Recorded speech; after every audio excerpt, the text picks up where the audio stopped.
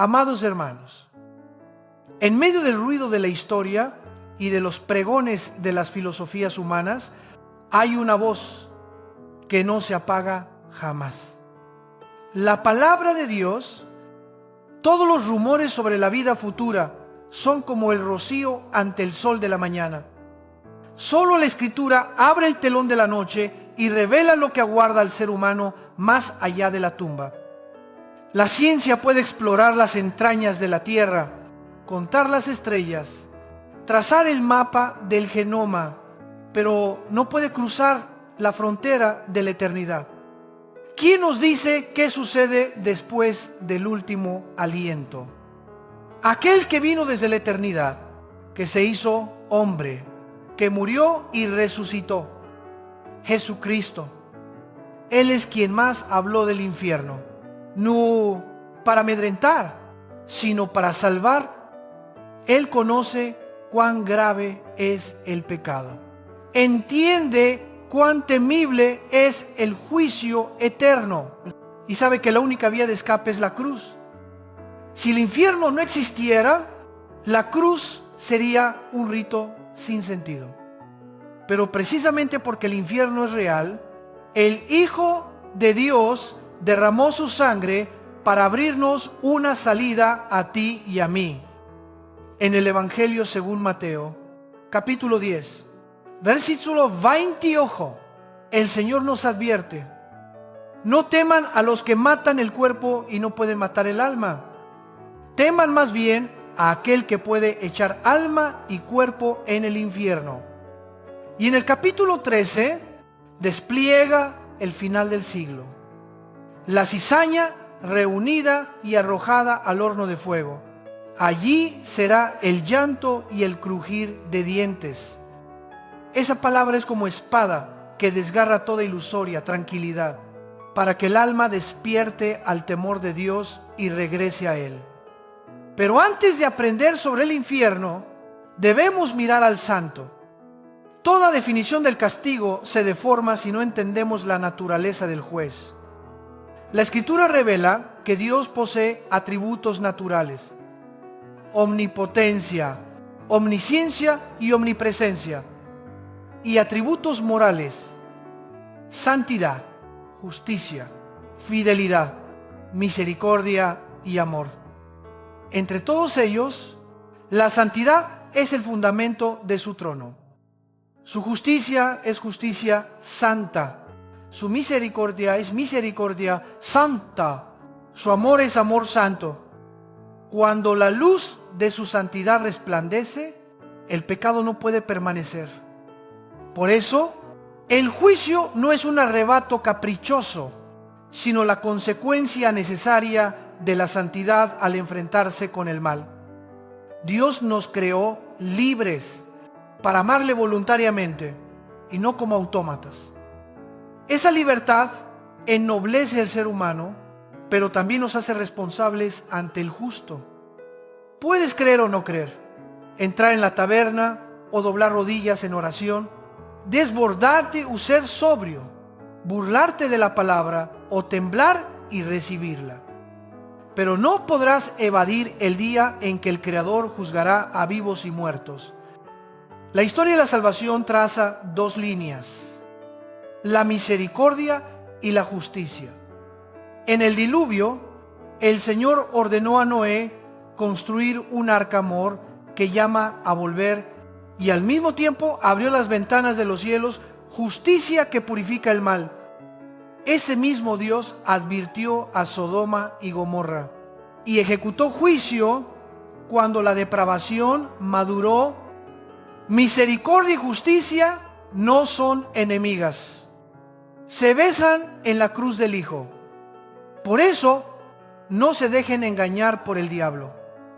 Él es el acusador y el adversario, el que desde el principio inoculó la duda en el oído humano, con que Dios ha dicho: desde que Eva oyó aquel susurro en el Edén hasta este siglo XXI con su consigna "vive el ahora".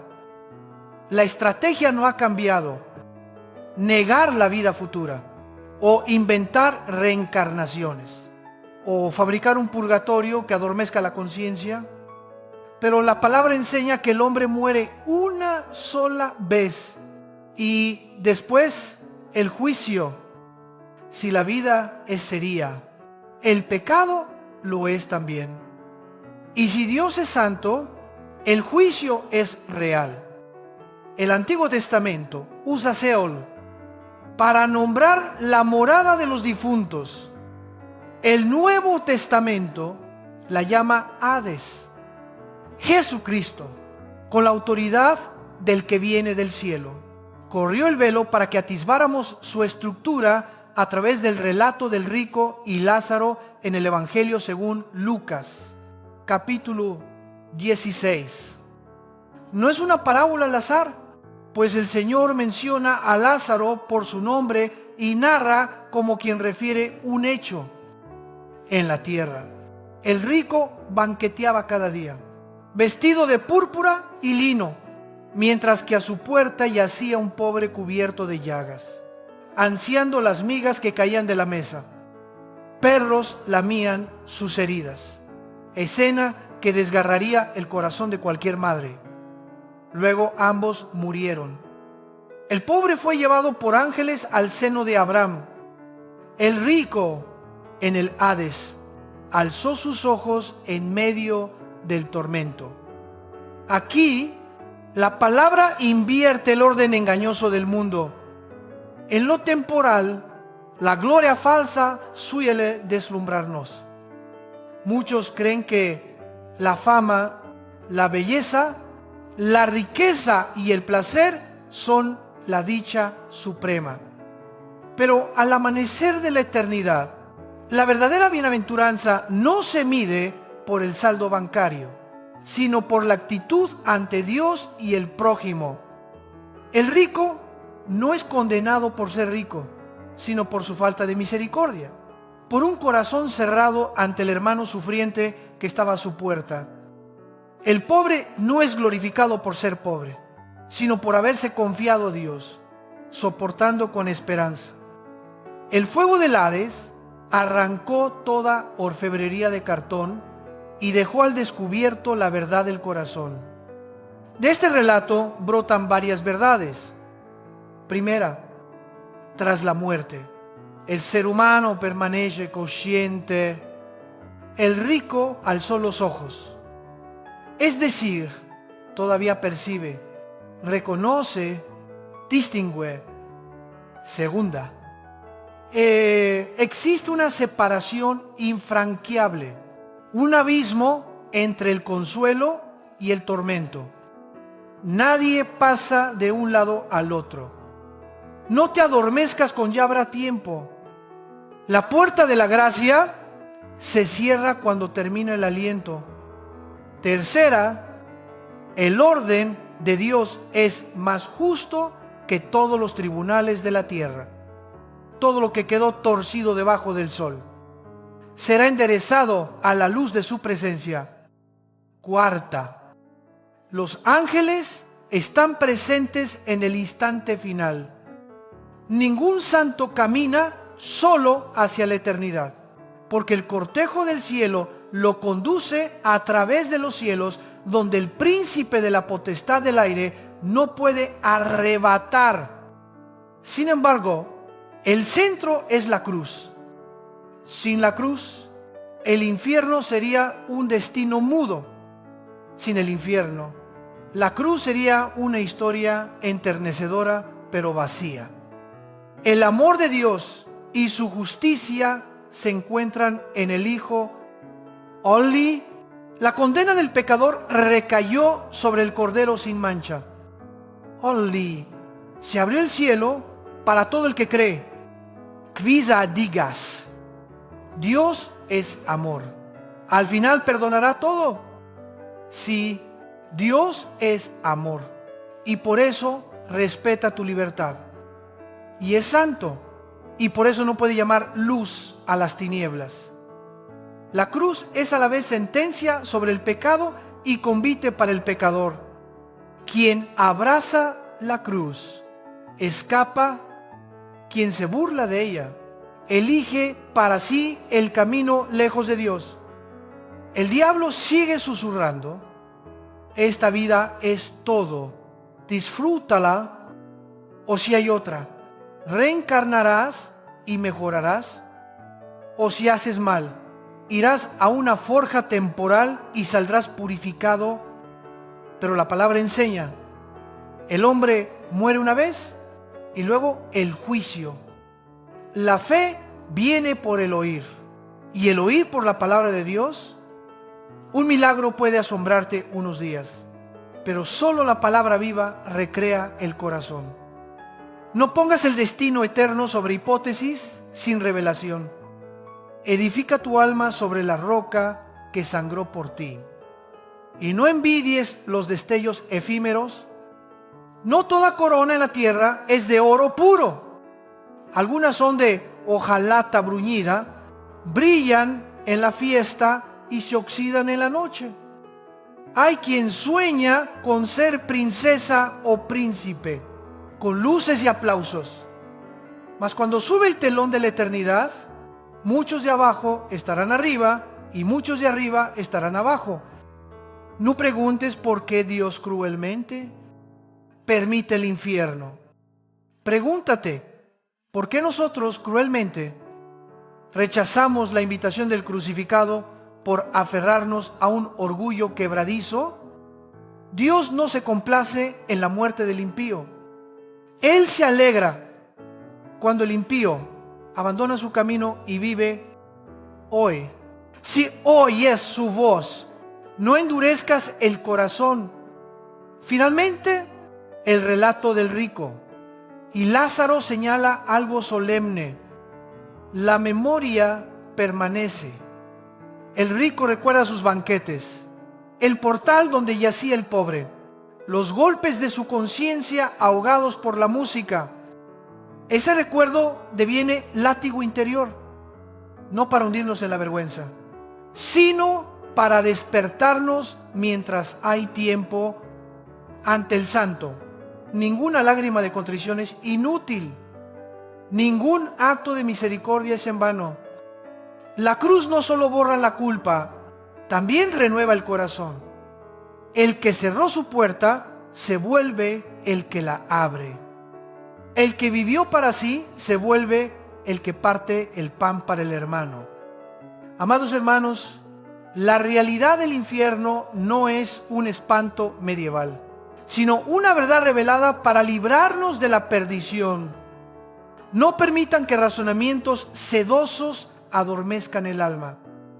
El que descendió del cielo ha hablado con claridad. El que murió y resucitó extiende su mano hacia ustedes. La santidad de Dios los llama a salir de las tinieblas. Su misericordia quiere abrazarlos en su Hijo. Miren, de frente a la cruz, donde brotaron sangre y agua, donde el amor no pactó con el mal, donde la justicia y la gracia se besaron. Allí se decide su eternidad, no por un destino ciego, sino por una respuesta libre. Señor, regreso a ti.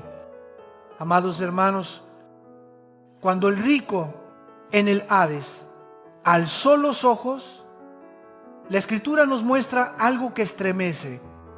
El ser humano, después de la muerte, permanece consciente. No se trata de un humo que se desvanece, ni de un sueño nebuloso. La conciencia sigue aguda. El reconocimiento permanece nítido.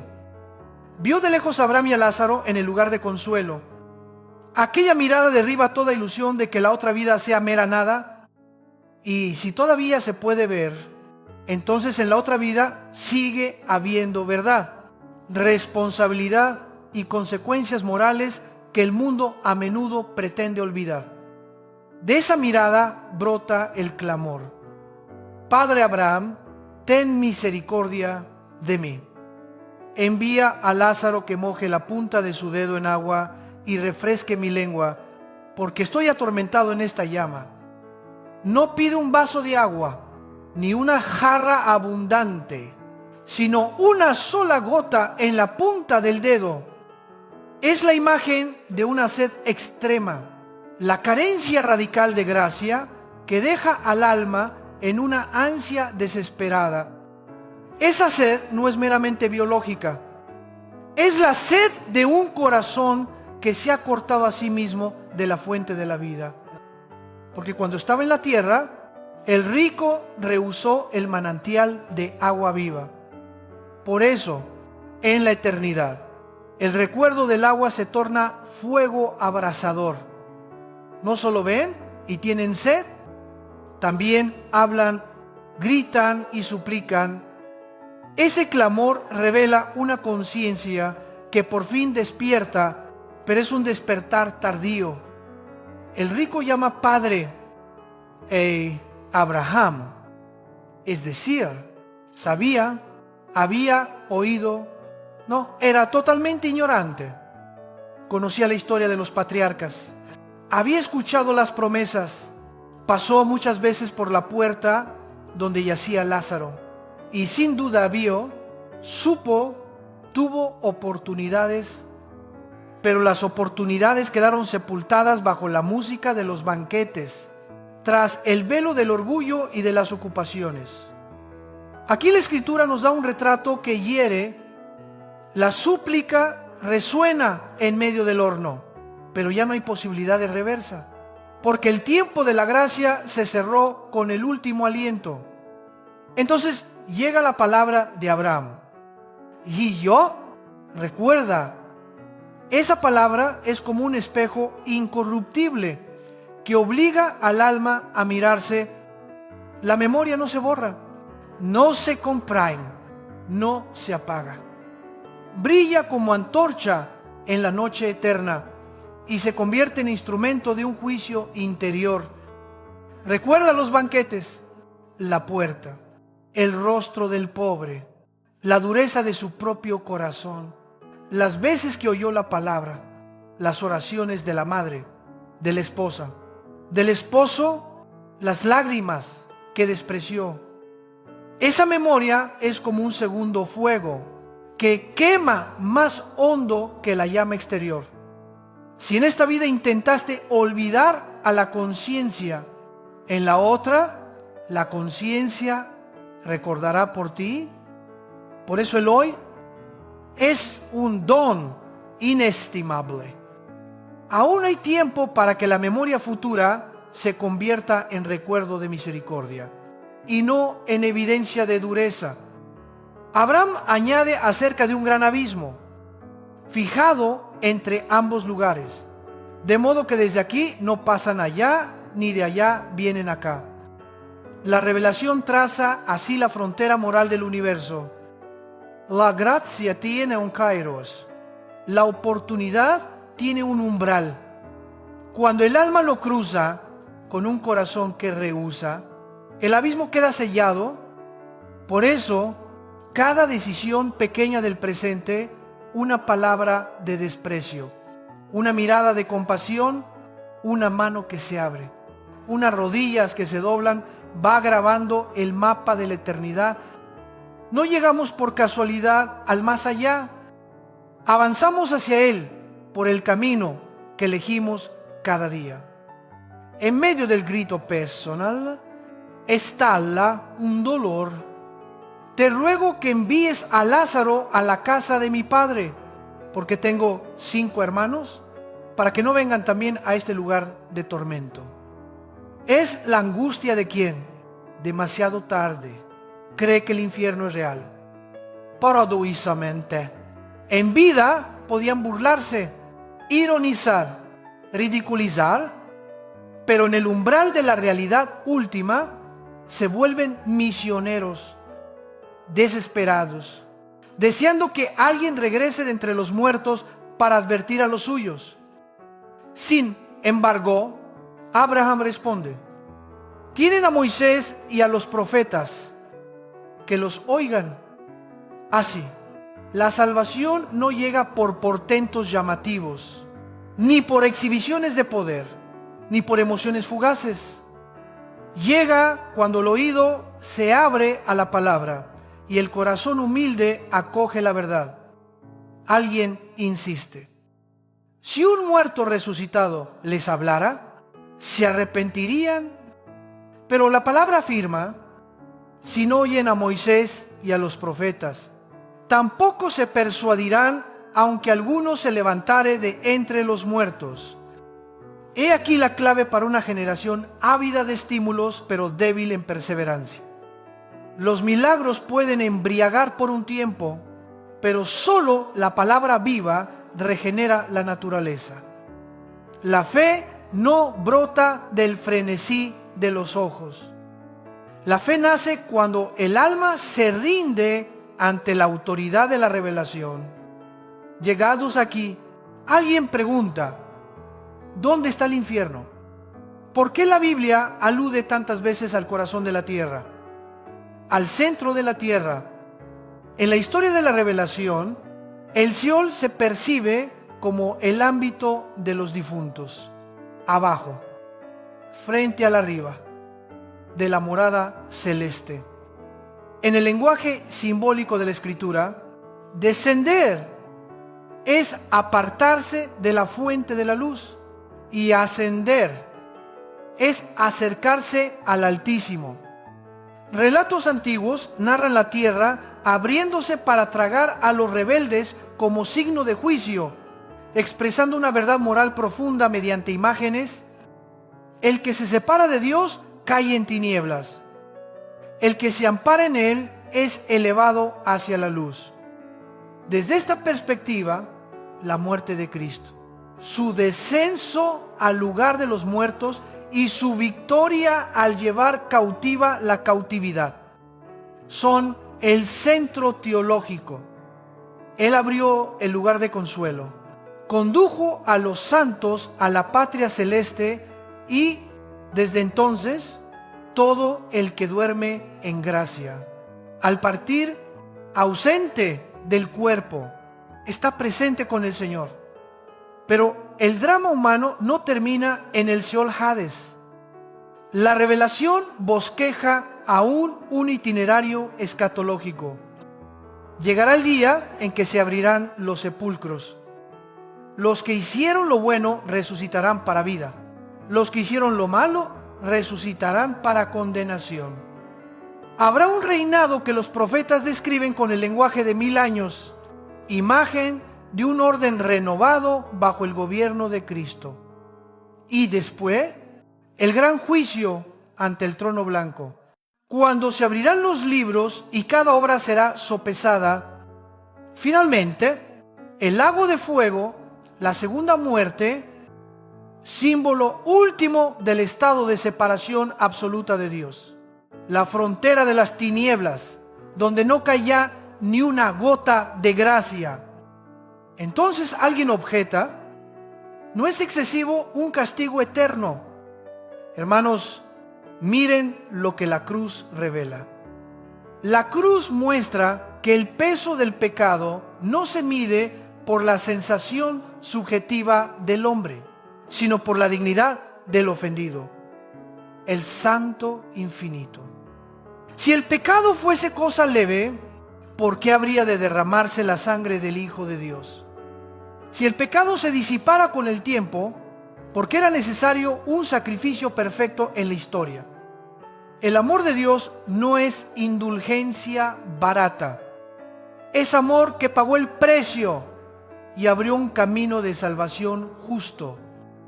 El infierno no es un arrebato caprichoso del cielo, sino la consecuencia natural de un corazón que persiste en rehusar el amor que le tiende los brazos.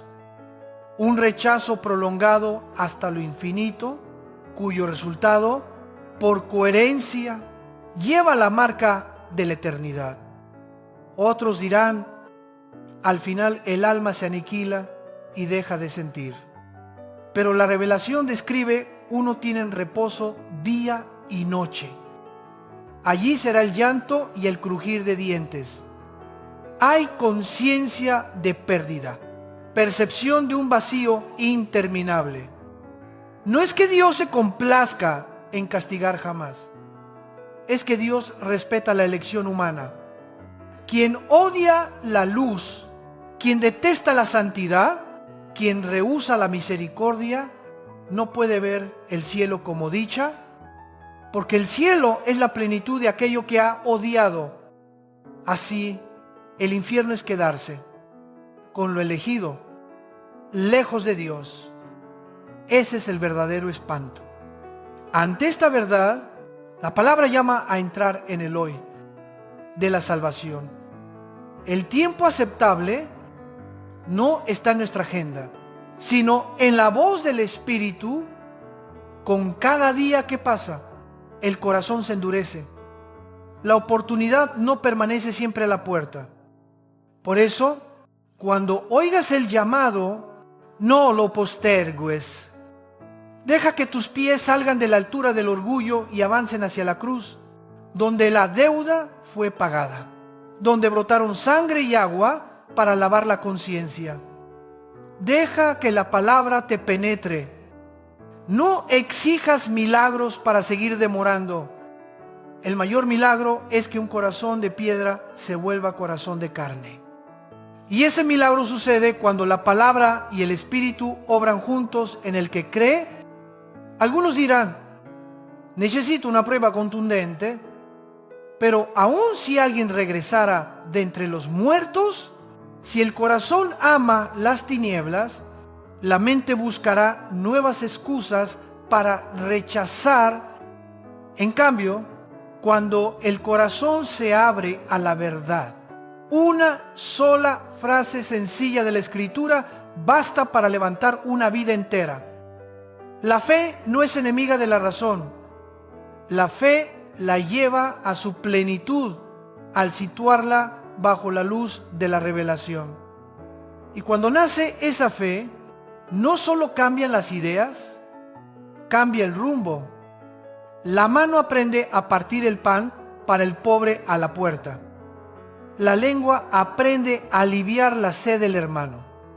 El corazón aprende la palabra basta. En medio de una cultura de soberbia y consumo, vuelve al grito inicial del rico. Solo una gota de agua. Dios puso a Lázaro a su puerta día tras día para enseñarle un gesto mínimo: compartir una migaja, mirar con compasión, ofrecer un puñado de agua fresca a una lengua abrasada. Pero lo mínimo que fue rechazado se vuelve imposible en la otra vida, de modo que la gota de agua del infierno es hoy la gota de agua de tu misericordia. Refresca la lengua seca de tu hermano con una palabra de perdón. Humedece el desierto de soledad del prójimo con una visita. Calma la sed de verdad, viviendo en la verdad, hablando verdad, amando y verdad. Esas gotas corren por la vida cotidiana, pero se vierten en la jarra de la eternidad. Y si en tu corazón se levanta una angustia por los tuyos, que aún no creen, entiende que esa inquietud es santa. No esperes espectáculos. Pide oportunidad para que la palabra sea oída en tu casa.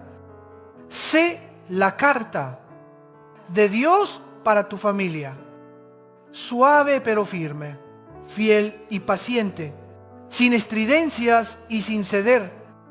Vive como quien ha visto la luz, para que otros anhelen esa luz, porque la fe viene por el oír, y ellos necesitan oír una palabra encarnada en tu propia vida. Finalmente, alma que me escuchas, no olvides que toda reflexión sobre el infierno conduce a la cruz. El infierno nos muestra cuán grave es el pecado. La cruz, cuán fuerte es el amor. El infierno recuerda la consecuencia del rechazo.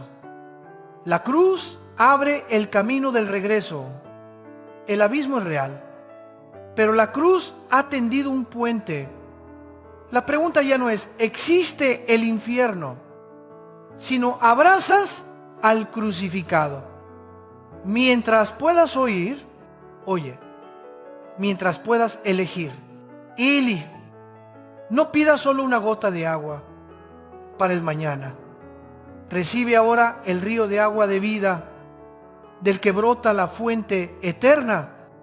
Y si te preguntas, ¿cómo sé que no estoy al borde del abismo? Mira el cambio silencioso pero verdadero en tu corazón. Amar más la luz que las tinieblas. Odiar el pecado más que justificarlo. Preferir abrir la puerta de tu casa antes que levantar muros altos. Deja que el Espíritu te conduzca a una confesión sincera, a una confianza sencilla y a una obediencia perseverante. Entonces, tu memoria en la eternidad ya no será un látigo de fuego, sino un canto de acción de gracias.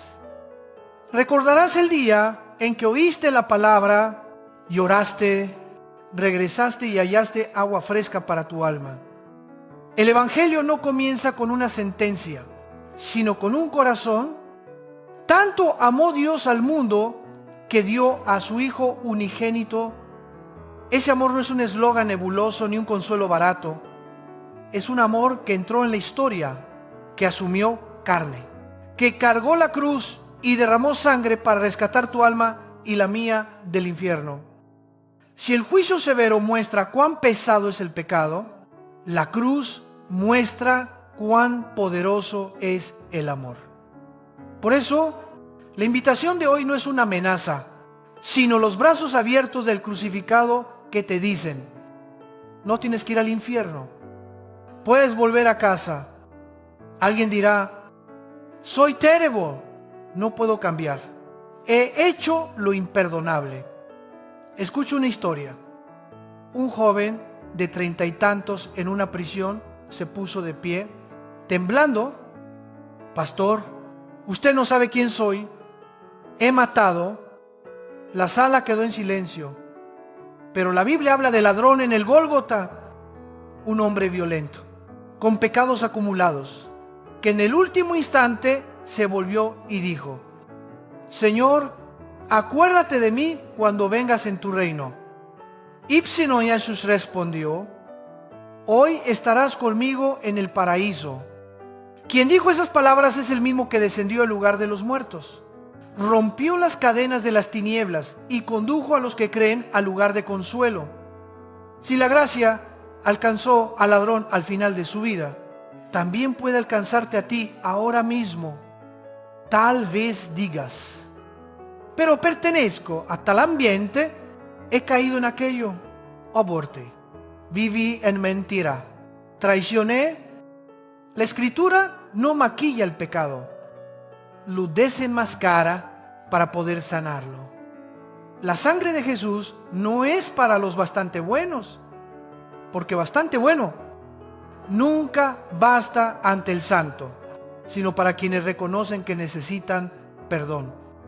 Aunque tu pecado sea negro como el carbón, bajo la sangre de la cruz puede volverse blanco como la nieve.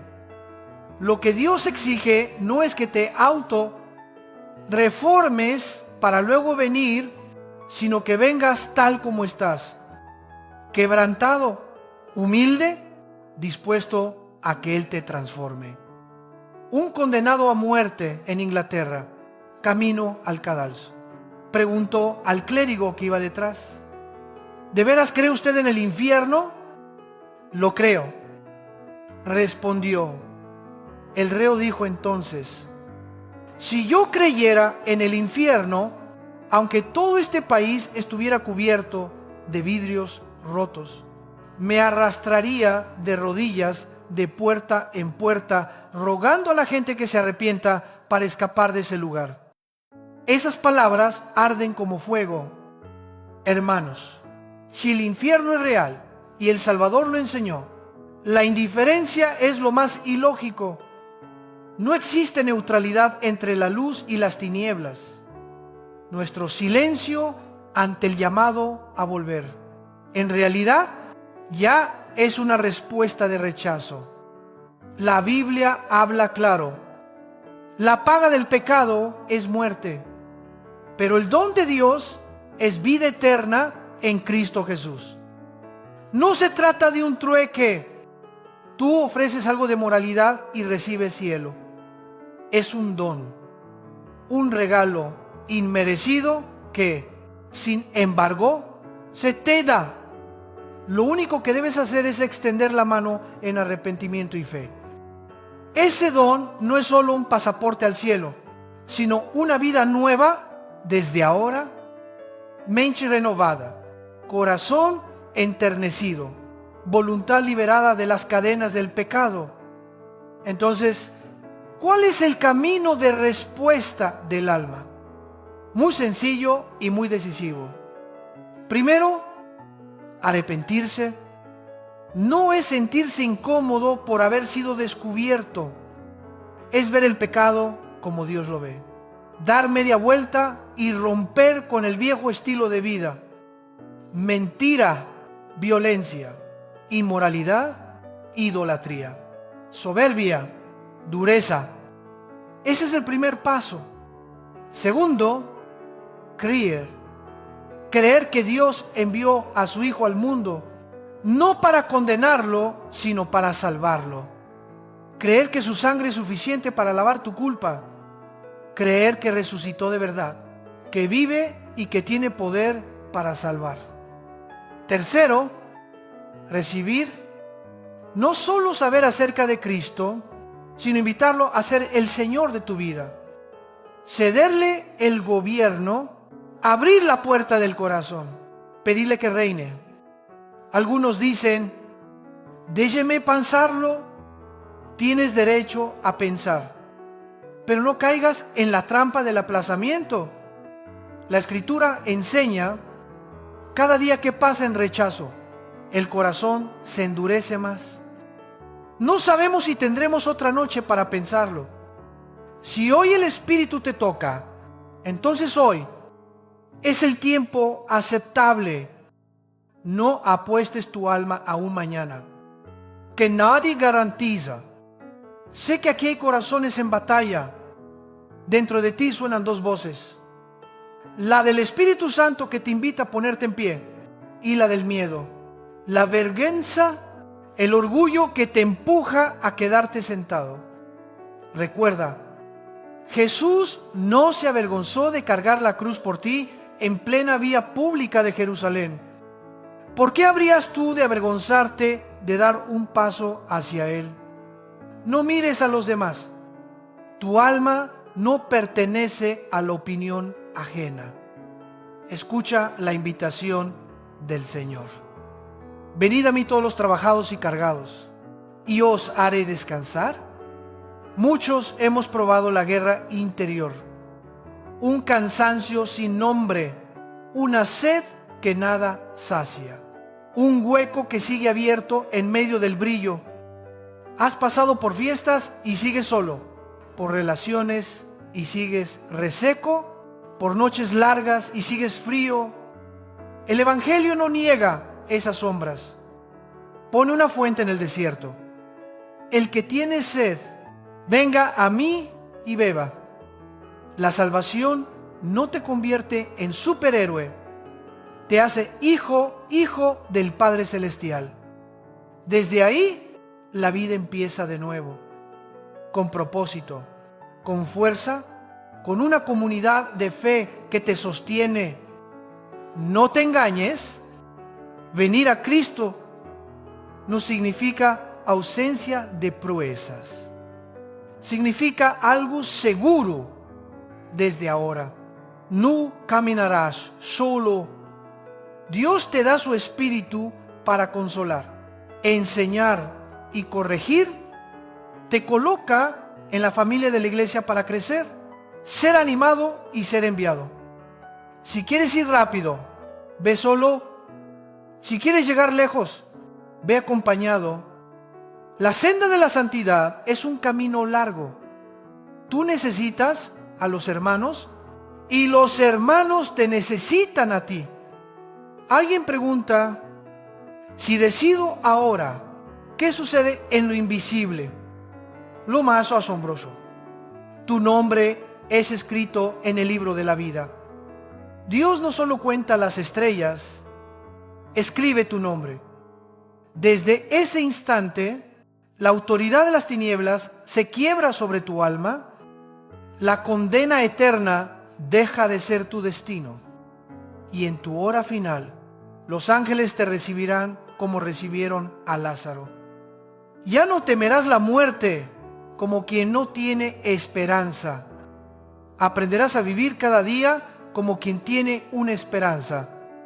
Y este es el momento de la decisión. Quiero guiarte en oración no con palabras mágicas, sino con un corazón verdadero. Si esto expresa lo que hay en tu alma, habla con Dios así: Señor mío y Dios mío, santo y misericordioso, no quiero morir e ir al infierno. Confieso delante de ti todos mis pecados, lo que he hecho, dicho y pensado. Todo ha ofendido tu santidad. Me arrepiento de corazón y doy la espalda a mi camino antiguo. Creo de todo corazón que Jesucristo, tu Hijo, murió por mí en la cruz. Derramó su sangre para limpiarme. Resucitó y vive. Señor Jesús, entra ahora en mi corazón. Sé mi Señor y Salvador. Libra mi alma del infierno. Dame vida nueva. Bautízame con tu Espíritu Santo y enséñame a seguirte todos mis días. Te doy gracias por tu perdón y tu salvación. En el nombre de Jesús. Amén. Si oraste así, con sinceridad, debes saber que en el cielo hay fiesta por ti. Pero esto no es la meta. Es el punto de partida. Habla con un líder espiritual cercano. Aprende la palabra. Ora con los hermanos. Participa en la vida de la iglesia. Rompe con los caminos viejos. Relaciones que te arrastran. Hábitos que destruyen el alma. Estilos de vida que sabes que no agradan a Dios. No seas un cristiano anónimo. Entra en la fila de los que confiesan a Cristo públicamente. Quizá todavía tengas preguntas, luchas, heridas. No temas traerlo todo a Dios en oración. No temas acercarte a un pastor, a un grupo pequeño, a creyentes que caminen contigo. La santificación es un camino. Día a día, el Espíritu ablanda el corazón, corrige el pensamiento y sana la memoria. Mañana puedes seguir inestable, pero cada vez que caigas, levántate y aférrate a la cruz. Only el fracaso deja de ser condena y se vuelve ocasión para aprender obediencia y depender de la gracia. No olvides a tu familia, a tus amigos, a quienes amas. Un día, si ellos están al borde del abismo, desearás haber hablado antes, haber orado más, haber amado con valentía. Empieza hoy, intercede por ellos por nombre, sé testigo tierno y firme.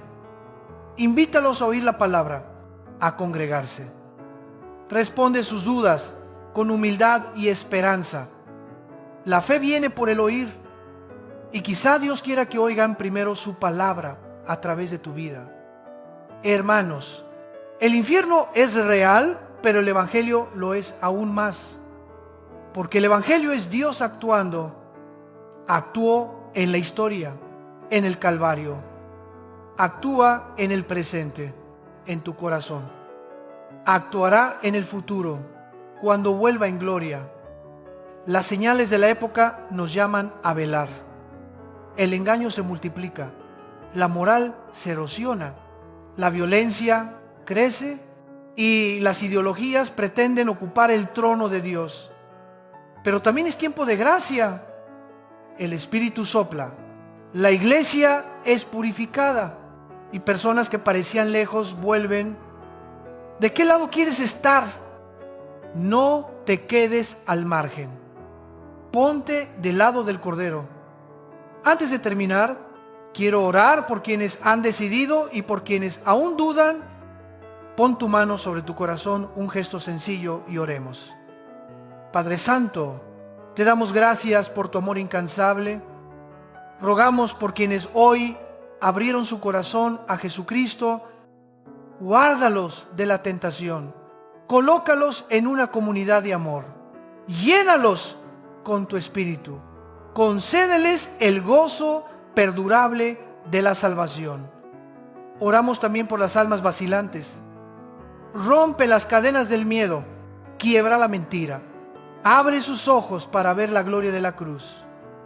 Sana las heridas profundas de la memoria. Libéralos de amargura, adicciones, engaño, inmoralidad e idolatría. Renueva la vida de sus familias. Reconstruye lo derribado. Entregamos esta ciudad, esta nación y esta generación en tus manos. Sea exaltado el nombre de Jesucristo. Ven a tu reino, hágase tu voluntad, así en la tierra como en el cielo. Amén. Hermano, hermana, amada, vete con esta certeza. Si has abrazado la cruz, el infierno ya no es tu destino. Has sido trasladado de las tinieblas a la luz admirable, de muerte a vida. Has sido llamado por un nombre nuevo. Camina en lo cotidiano con un corazón nuevo, manos abiertas y ojos levantados al cielo. Mientras Dios te conceda aliento, úsalo para amarle y servir al prójimo. Y en el día postrero, cuando cierres los ojos, los ángeles te llevarán no al fuego, sino al regazo del Padre. Esta es la esperanza segura de los santos.